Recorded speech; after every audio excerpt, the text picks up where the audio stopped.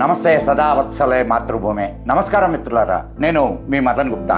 ఇప్పుడు చెప్పబోయే విషయం చాలా ముఖ్యమైనటువంటి విషయం మిత్రులారా. ఇది మా విజ్ఞప్తి కూడా. భారత జనగణన సెన్సస్ మార్చ్ 2027 వరకు జరుగుతుంది.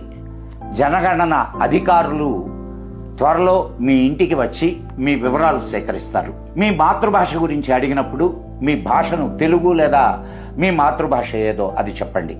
తర్వాత మీకు తెలిసిన భాషల గురించి అడిగినప్పుడు మీకు తెలిసిన భాషలలో సంస్కృతాన్ని తప్పకుండా చేర్చండి.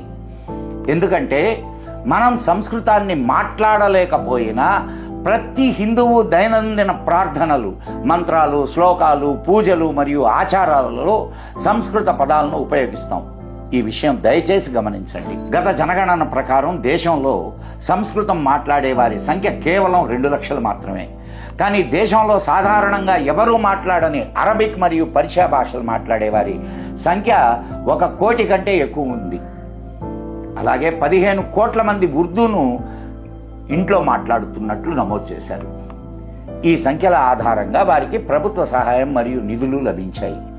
సంస్కృతం నశించిన భాషగా ప్రకటించబడితే మన ప్రాచీన గ్రంథాలు, వేదాలు, పురాణాలు మొదలైనవి ప్రచురణ ఆగిపోవచ్చు. మన సాంస్కృతిక మూలాల నుండి